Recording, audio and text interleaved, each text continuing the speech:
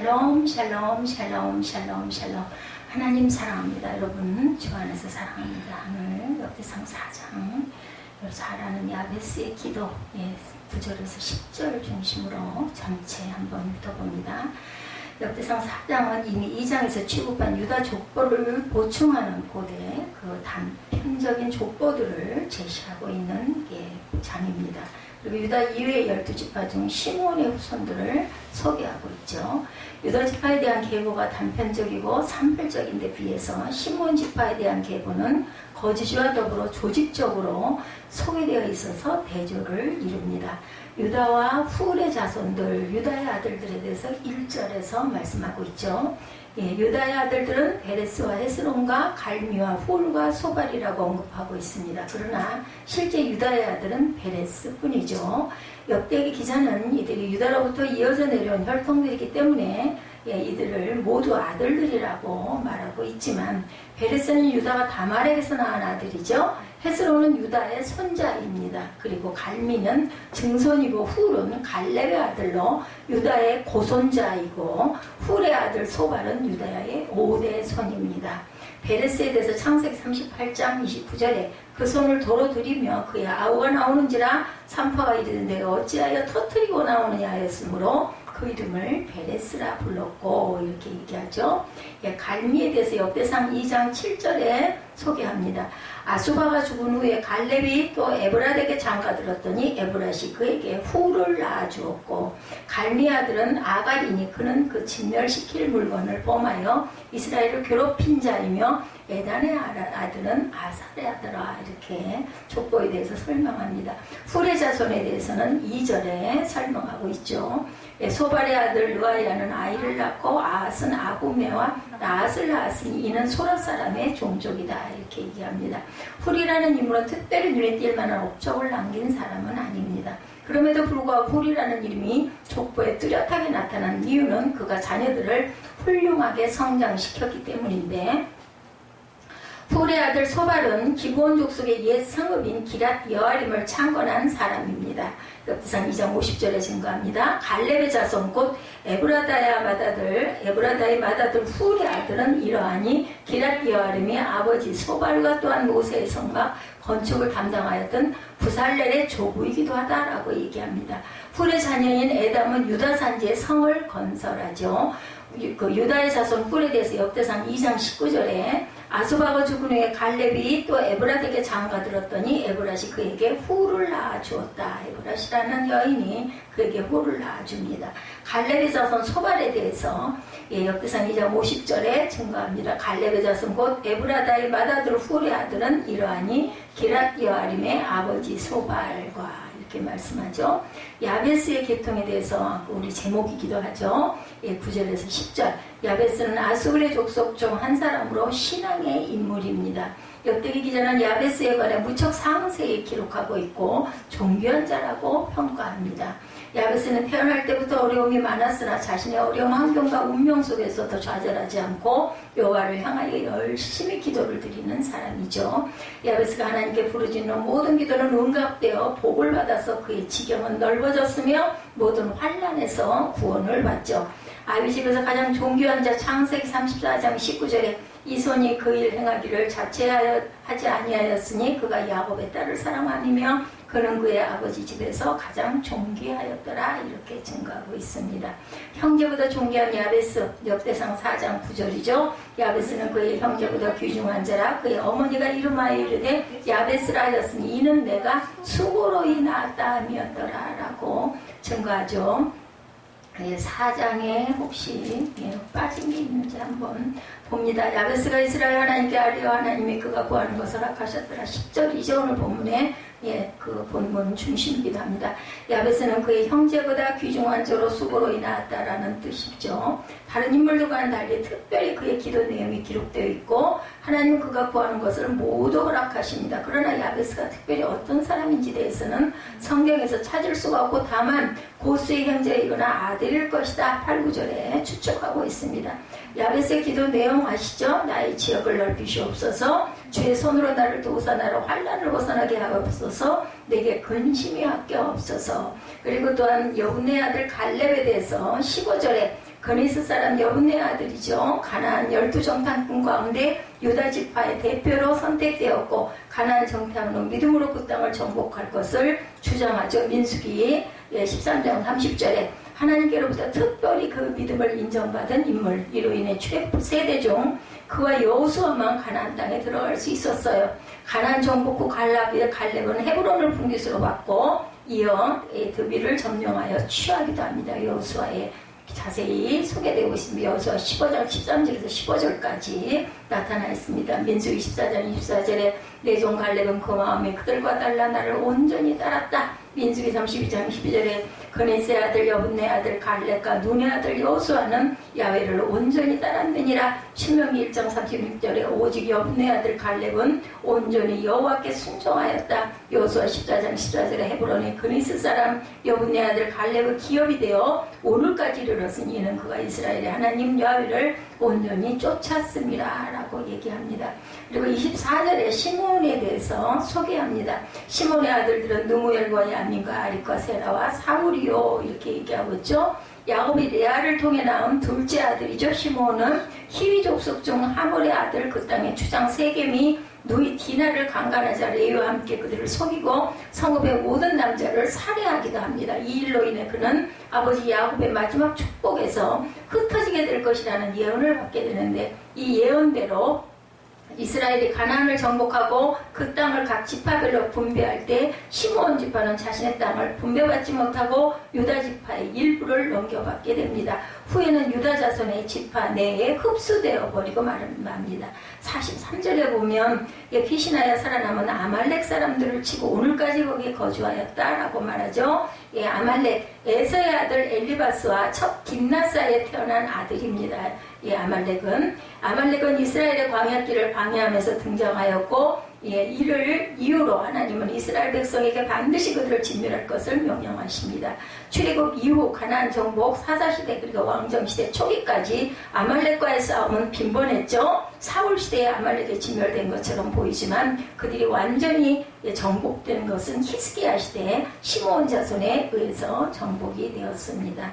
이렇게 41절에서 43절까지 증거하고 있습니다. 41절에 이 명단에 기록된 사람들이 유다왕 히스기야 때 가서 그들의 장막을 쳐 무찌르고 거기에 있는 모난 사람을 쳐 진멸하고 대신하여 오늘까지 거기에 살고 있으니 이는 그들의 양떼를 먹일 목장이 거기 있었음이며, 또 시므온 자손 중에 500명이 이시의 아들 블라다와 느아리아와 르바야와 우시엘을 두목으로 삼고 세일산으로 가서 피신하여 살아남은 아말렉 사람을 치고 오늘까지 거기에 거주하였더라. 이렇게 중요한 부분들 증거된 것 알려드렸습니다. 아비 집에서 가장 존귀한 자, 창세기 34장 19절에 이 소년이 그 일 행하기를 자체하지 아니하였으니 그가 야곱의 딸을 사랑하며 그는 그의 아버지 집에서 가장 존귀하였더라. 야베스에 대해서 말하죠. 형제보다 존귀한 야베스, 역대상 4장 9절이죠. 야베스는 그의 형제보다 귀중한 자라. 그의 어머니가 이름하여 이르되 야베스라 하였으니 이는 내가 수고로 낳았다 함이더라. 그 다음에 레갑 족속에 대해서 12절에 증거합니다. 12절 보면 에스더는 베드라바와 바세아와 아르나야스와 아버지 드인나를 낳았으니 이는 다 레가 사람이며 이렇게 얘기하죠. 레가 사람이 레갑 족속을 이야기합니다. 같은 말입니다. 본장에 나와 있는 레가를 레갑과 동일 인물로 볼지라도 큰 무리는 없다. 레갑 족속은 개인 족속으로 유다 지파에 동화되어 선조의 유전을 충성스럽게 지켜 내려갑니다. 이를 하나님께서 칭찬하셨고 그 족속 중에서 하나님의 사람이 끊어지지 않게 하시겠다라고 약속을 하십니다. 레갑과 동일 인물인 것 역대상 2장 55절에 보면 야베스에 살던 서유한 종족 곧 기랏 종족과 시므앗 종족과 수갓 종족이니 이는 다 레갑 가문의 조상 한마덱에서 나온 개인 종족이더라 증거합니다. 레갑 사람들 역대상 4장 오늘 보면 11, 12절 수아의 형 글룹이 모이를 낳았으니 모일은 에스돈의 아버지요 에스돈은 베드라바와 바세아와 아르나하스의 아버지 드인나를 낳았으니 이는 다 레가 사람이며 이렇게 말씀하고 있죠. 그네스의 족속 13절입니다. 그네스 족속은 본래 에돔 사람이죠. 13절 보도록 합니다. 그리스의 아들은 온니엘과 스라야, 온니엘의 아들은 하다시며 온니엘은 또 사사이기도 했죠. 자, 그니스 족속 본래 에돔 사람이었고 이런 에돔 사람들이 이스라엘의 가나안 정복식에 유입되어 들어와 무리의 족속을 만들고 기업을 얻습니다. 그니스 족속이 유다 지파 중에서 독특한 지파로 부각된 이유는 아마 사사 온니엘의 공헌 때문이었을 것이다. 예, 아주 굉장히 이 온니엘에 대해서 굉장히 많은 구원을 하고 있습니다. 사사 온니엘은 그네스의 아들로 이스라엘 최초의 사사이기도 합니다. 이스라엘을 40년간 통치하면서 백성들에게 평화를 가져다 주기도 했어요. 자, 첫 번째 사사다. 자, 그나스죠? 그나스 맞죠? 예, 그나스 여호수아 15장 17절에 예, 갈렙의 아우 그나스의 아들인 온니엘이 그것을 점령함으로 갈렙이 자기 딸 악사를 그에게 아내로 줍니다. 이스라엘 사사 온니엘의 사사기 3장 9절에도 이스라엘 자손이 야훼께 부르짖음에 야훼께 이스라엘 자손을 위하여 한 구원자를 세워 그들을 구원하게 하시니 그는 곧 갈렙의 아우 그나스의 아들 온니엘이라 이렇게 증거하고 소개하고 있습니다. 셀라의 자손 21절이죠. 21절에 보니 유다의 아들 셀라의 자손은 네가의 아버지 에로와 마레사와 마레사의 아버지 라하다와 세마포 짜는 자의 집 곧 야스베야의 집 종족과 요긴과 고세바 사람들과 요아스와 모압을 다스리던 사랍과 야수빈의 햄이니 이는 다 옛 기록에 의존한 것이라 이렇게 설명하고 있습니다. 셀라는 유다의 셋째 아들입니다. 즉 유다는 수아의 딸에게서 에르와 오난 그리고 셀라를 낳았으나 이들 모두 직계가 되지를 못합니다. 왜냐하면 에르와 오난은 하나님의 진노로 요절합니다. 죽죠. 또한 셀라는 수원법에 의하여 다말과 결혼하게 되지만 유다가 그 약속을 지키지 않자 다말이 유다를 통해서 대를 이어갑니다. 셀라의 자손들은 특이한 직업을 가졌는데 목공업과 방직업 그리고 옹기장이와 정원을 가꾸는 자들이기도 했다. 가나안 사람 수아의 딸이 낳았다. 역대상 2장 3절입니다. 유다의 아들은 에르와 오난과 셀라니 이 세 사람은 가나안 사람 수아의 딸이 유다에게 낳아준 자요 유다의 맏아들 에르는 여호와 보시기에 악하였으므로 여호와께서 죽이셨다. 유다의 셋째 아들이기도 합니다. 유다의 아들 곧 엘과 오난과 셀라와 베레스와 세라니 엘과 오난은 가나안 땅에서 죽었고 베레스의 아들은 헤스론과 하몰이며 이렇게 소개합니다. 시몬의 자손 24절에 24절에 시몬의 자손에 대해서 말씀합니다. 시몬의 아들들은 누무엘과 야민과 야립과 세라와 사울이다 이렇게 얘기하죠. 시몬의 아들은 누무엘과 야민, 야립, 세라, 사울 그리고 오핫 등 6명인데 본문에서는 오핫이 빠지고 5명만 소개됩니다. 이 5 아들이 시몬 지파의 족속들을 이루고 갑니다. 시몬 자손이 거한 곳은 부엘세바와 그 외 남쪽 지역이었는데 부엘세바는 이스라엘 영토의 최남단으로 국경지대였으며 항상 이웃나라에 침략이 있는 곳이기도 했습니다. 굉장히 많이 귀에 있죠. 부엘세바는 이는 조상이 범한 피해가 그 대가 때문에 피 흘림이 잦은 곳에서 사는 것이었다고 합니다. 시몬 자손 민수기 26장 12절입니다. 시몬 자손의 종족들은 이러하니 느무엘에게서 난 느무엘 종족과 야민에게서 난 야민 종족과 야긴에게서 난 야긴 종족과 이렇게 설명하고 있습니다. 유다왕 요시아의 아들 살롬 에레미야 22장 11절 여호와께서 유다왕 요시아의 아들 곧 그의 아버지 요시아를 여호왕이 되었다가 이곳에서 나간 살룸에 대하여 이와 같이 말씀하시니라. 그가 이곳으로 다시 돌아오지 못하고 잡혀간 곳에서 그가 거기서 죽으리니 이 땅을 다시 보지 못하리라 이렇게 말씀하죠. 시몬 지파의 족장들과 그들의 이주에 대해서 시몬 지파의 족장들은 자신의 처지를 비관하지 않고 열심히 개척하죠. 시몬 지파 족장들의 열심 있는 신앙생활을 하나님께서는 기뻐 받으시고 그들에게 안정된 땅을 주셨습니다. 요셉이 결박하여 애굽에 가둬둡니다. 창세기 42장 24절에 요셉이 그들을 떠나서 울고 다시 돌아와 그들과 말하다가 그들 중에 시몬을 끌어내어 그들의 눈앞에서 결박하죠. 유다 자손보다는 못합니다. 역대상 4장 27절에 시므에게는 아들 16과 딸 6이 있으나 그의 형제에게는 자녀가 몇이 못되니 그들의 온 종족이 유다 자손처럼 번성하지 못하였더라 이렇게 증거하고 있습니다. 그래서 오늘 역대상 4장 전체의 내용은 사람의 가치는 그가 쓰임을 받되 누구에게 쓰임받느냐 하는 데서 결정이 됩니다. 아무리 귀한 능력과 지식을 소유했다 할지라도 쓰임을 받지 못하거나 악한 일에 쓰임이 되면 그 가치는 무용지물이 되죠. 사장에 등장하는 야베스나 오니엘이나 갈렙은 하나님께 올바로 쓰임받는 인물이죠. 우리는 하나님께 쓰임받는 인물이 되도록 노력을 해야겠죠. 우리가 분명한 정체성을 가질 때 행복한 삶을 살아갈 수가 있습니다. 분명한 정체성 없이 살아가면 작은 문제와 어려움에도 좌절하고 낙심하는 인생을 살아갈 수밖에 없죠. 정체성이란 것은 우리가 존재하는 이유를 말해주는데, 분명한 정체성을 바탕으로 자신의 존재 이유를 정확히 알 때 뚜렷한 인생의 꿈과 목표가 생기고, 그 꿈과 목표를 이루기 위해 최선을 다하며 살아가게 됩니다. 유다 지파 가운데 한 사람이었던 야베스는 하나님께 복받은 사람으로 그의 삶을 통해 우리가 소유해야 할 정체성이 무엇인지를 발견하게 해주는데, 오늘 말씀을 통해서 우리가 가져야 할 정체성에 대해서 우리에게 주시는 세 가지 영적 교훈을 살펴봅니다. 첫째, 귀중한 존재다 말씀하죠. 야베스는 그의 형제들보다 귀중히 여김을 받은 존재다. 왜냐하면 그의 어머니가 고통 중에 그를 낳았기 때문이다 라고 9절에 말씀합니다. 우리는 야베스 같은 존재들이에요. 왜냐하면 예수께서 십자가 고난을 통해 우리를 낳으셨기 때문입니다. 예수님께서는 우리에게 구원의 문을 열어주시기 위해서 하늘 보좌를 버리고 인간의 몸을 입고 오셔서 온갖 멸시와 천대를 받으시고 십자가에 돌아가셨습니다. 빌립보서 2장 6절부터 8절에 그는 근본 하나님의 본체이신 하나님과 동등됨을 취할 것으로 여기지 아니하시고 오히려 자기를 비워 종의 형체를 가지사 사람들과 같이 되셨고 사람의 모양으로 나타나사 자기를 낮추시고 죽기까지 복종하셨으니 곧 십자가에 죽으심이라 이렇게 증거합니다. 예수님의 고귀한 희생으로 우리 모두가 하나님의 존귀한 자녀들이 됐어요. 따라서 누구든지 예수 이름을 믿고 영접하기만 하면 하나님의 자녀가 될 수 있죠. 요한복음 1장 12절에 영접하는 자 곧 그 이름을 믿는 자에게는 하나님의 자녀가 되는 권세를 주셨다 이렇게 말씀합니다. 예수께서 그 참혹한 고난을 당하신 것은 오직 우리로 하여금 영육간의 강건함을 누리고 거룩하고 복된 삶을 살아가게 하시기 위함이죠. 이사야 53장 5절입니다. 잘하는 말씀이죠. 그가 찔림은 우리의 허물을 인하며 그가 상함은 우리의 죄악 때문이라. 그가 징계를 받음으로 우리는 평화를 누리고 그가 채찍에 맞음으로 우리가 나음을 받았다라고 말씀합니다.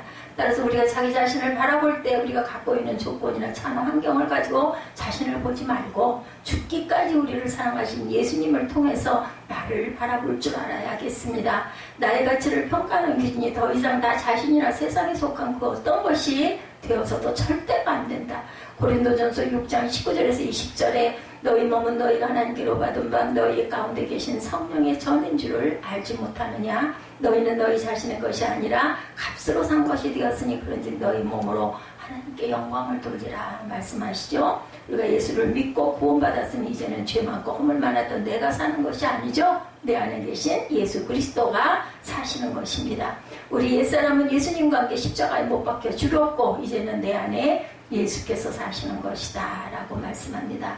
예, 신명기 33장 29절에도 이스라엘이여 너는 행복한 사람이로다. 야훼의 구원을 너같이 얻은 백성이 누구냐. 그는 너를 돕는 방패시오 내 영광의 칼이시로다. 내 대적이 내게 복종하리니 내가 그들의 높은 곳을 밟으리로다 라고 증거합니다.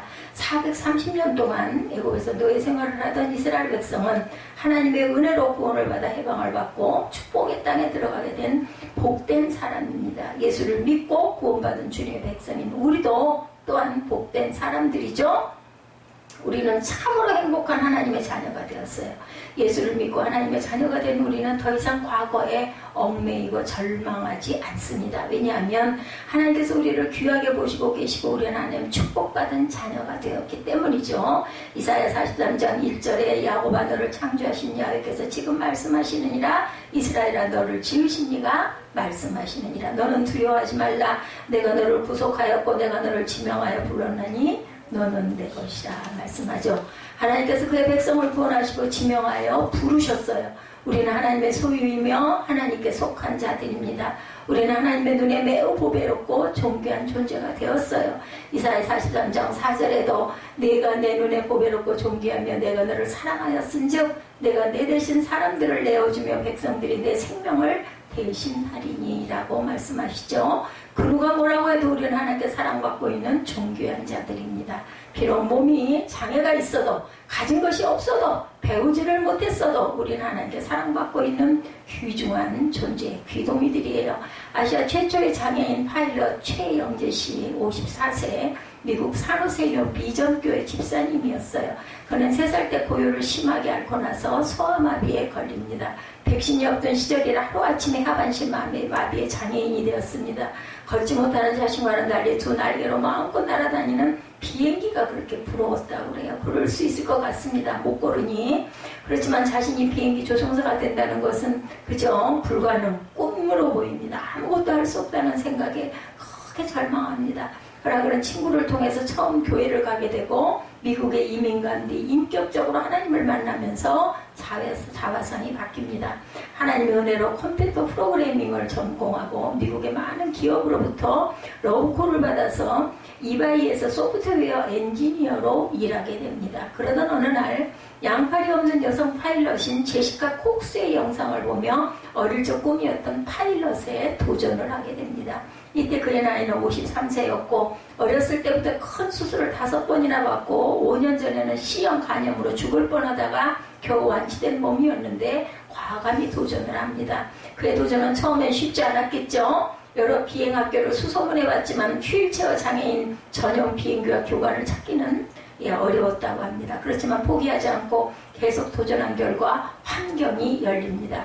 매년 미국 전역에서 5, 6명의 장애인을 선발해 비행훈련 교육 비용을 전액 지원해주는 비영리재단 에이블 플라이트의 동양인 최초로 선발이 됩니다. 그 이후 6주간 비장애인과 같은 고강도 비행 훈련을 받고 아시아 최초의 장애인 파일럿이 됐어요. 그는 이렇게 말합니다. 2다리로 걸을 수는 없었지만 하늘을 자유롭게 날 수 있게 되었습니다. 도전하지 않으면 아무 일도 일어나지 않습니다.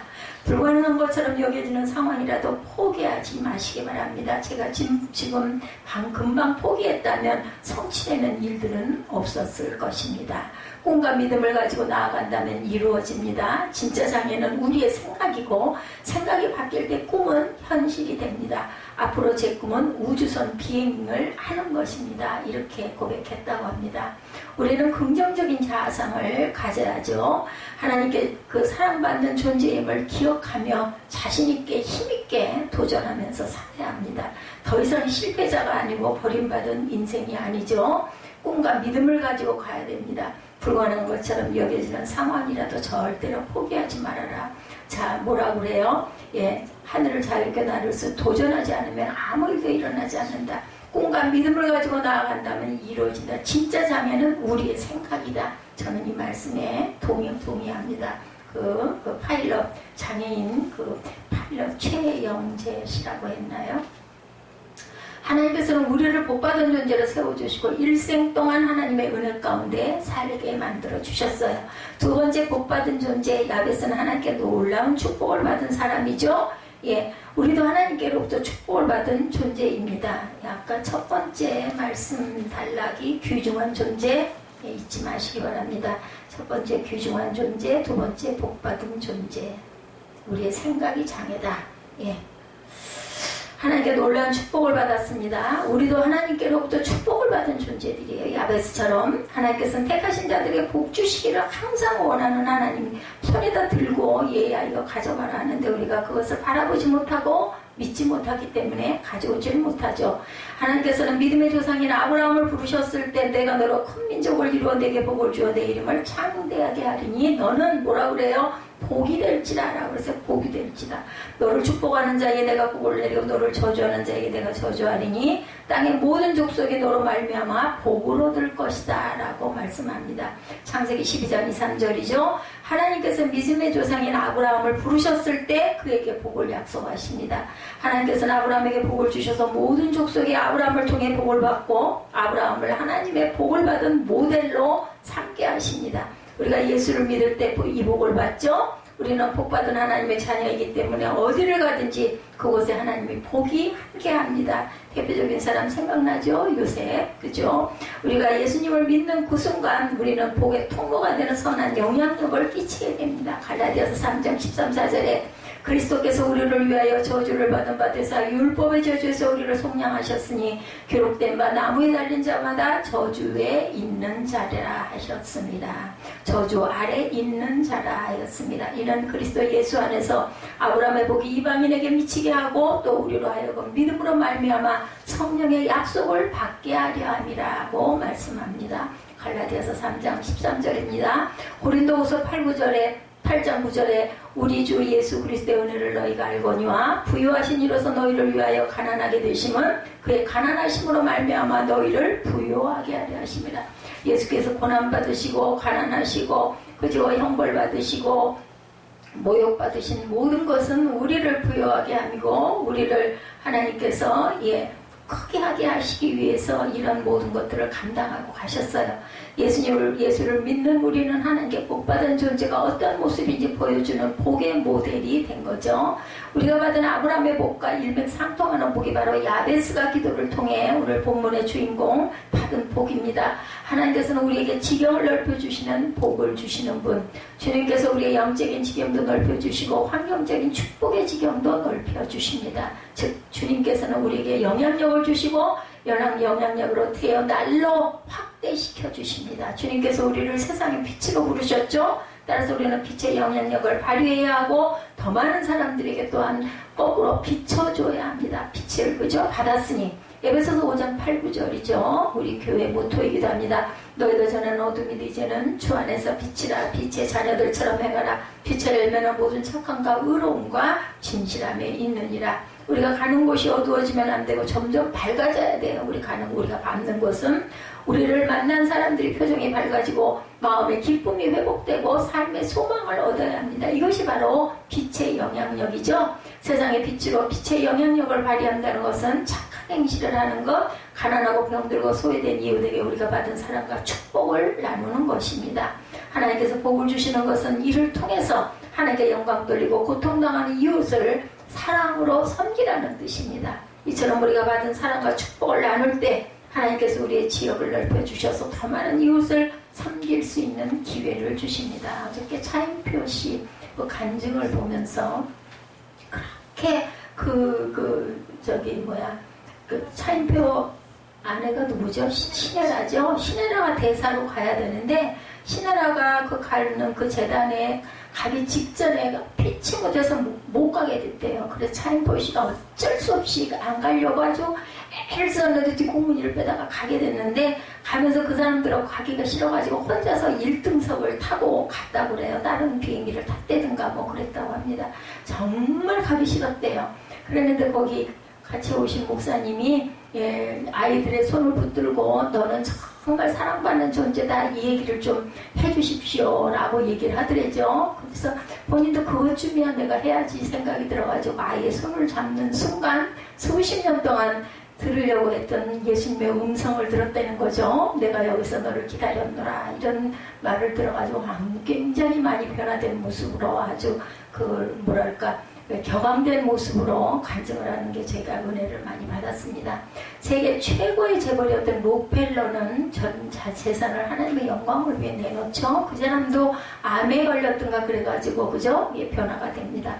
가난한 집안 출신으로 고등학교 학력이 전부였고 주급 4달러를 받으며 일했던 평범한 가난한 청년이었죠. 그런데 하나님의 복을 받아서 석유회사 스탠더드 오일을 창업해서 33세에 그만 백만장자가 되고 43세에는 미국 최고의 부자, 53세에는 세계 최고의 부자가 됩니다. 그래서 미국 석유 시장의 95%를 독점하게 되자 그에 대한 여론이 악화됩니다. 게다가 55세의 불치병으로 1년밖에 살지 못한다는 진단을 받죠.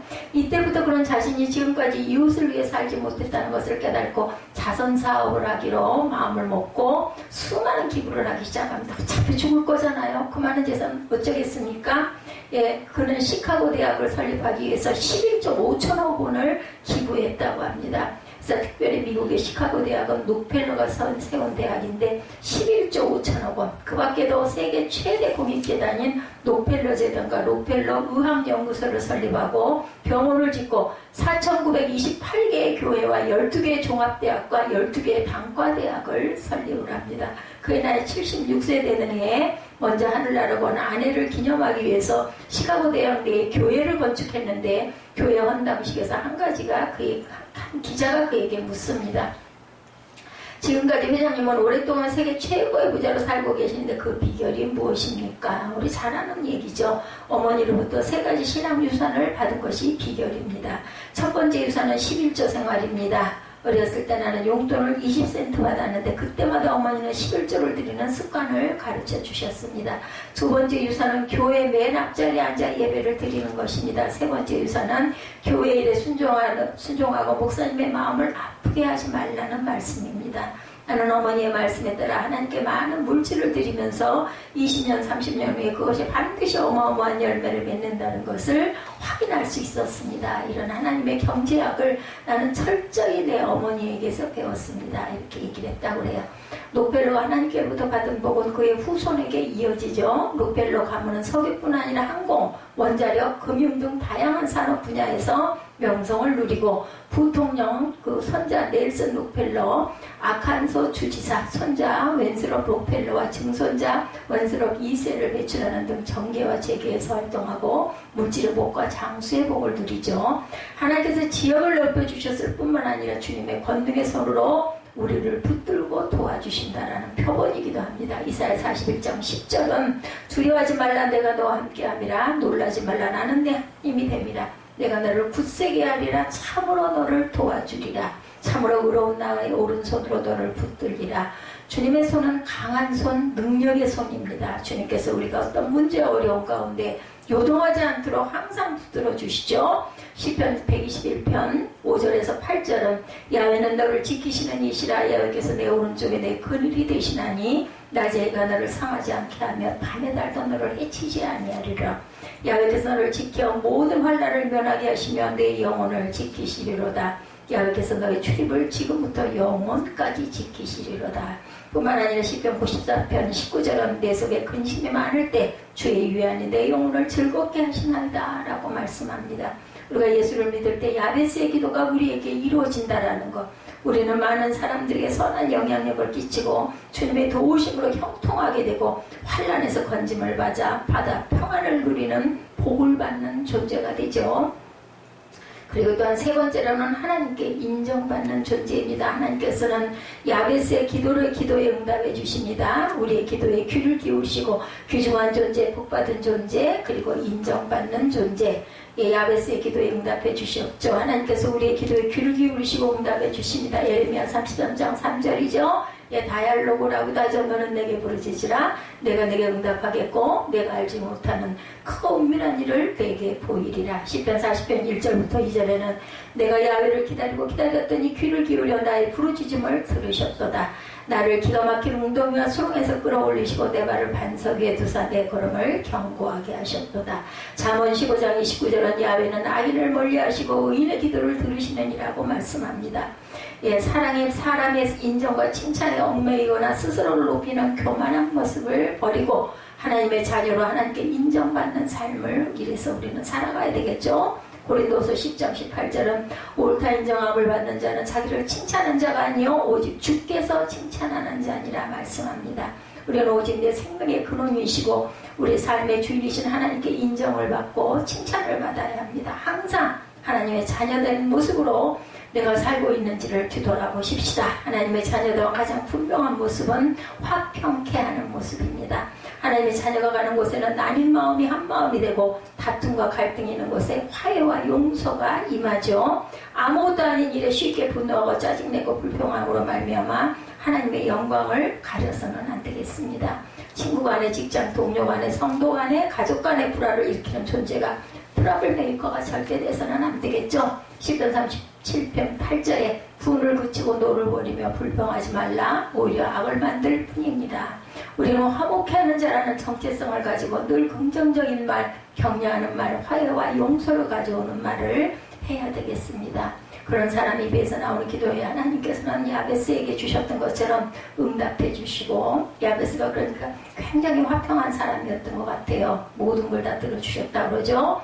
우리의 남은 생애 동안 결단코 다툼, 분열, 갈등을 일으키는 것이 아니라 화목하게 하는 직분을 감당하여 살겠노라고 결단하는 저와 여러분이 되시기 바랍니다. 고린도후서 5장 18, 9절에 모든 것이 하나님께로 났으며 그가 그리스도로 말미암아 우리를 자기와 화목하게 하시고 우리에게 화목하게 하는 직분을 주셨으니 곧 하나님께서 그리스도 안에 계시사 세상을 자기와 화목하게 하시며 그들의 죄를 그들에게 돌리지 아니하시고 화목하게 하는 말씀을 우리에게 부탁하셨느니라. 우리는 사랑이 무한하신 하나님의 자녀이죠. 하나님과 우리 사이를 십자가로 화목케 하신 그리스도의 향기고 그리스도의 편지입니다. 생명을 살리는 사람, 관계를 회복시켜주는 사람, 꿈을 주고 희망을 주는 그러한 저와 여러분이 되셔서 하나님께 인정받고 야베스에게처럼 모든 기도에 응답해 주시는 그러한 축복을 받는 저와 여러분이 되시기를 주님의 이름으로 축복합니다.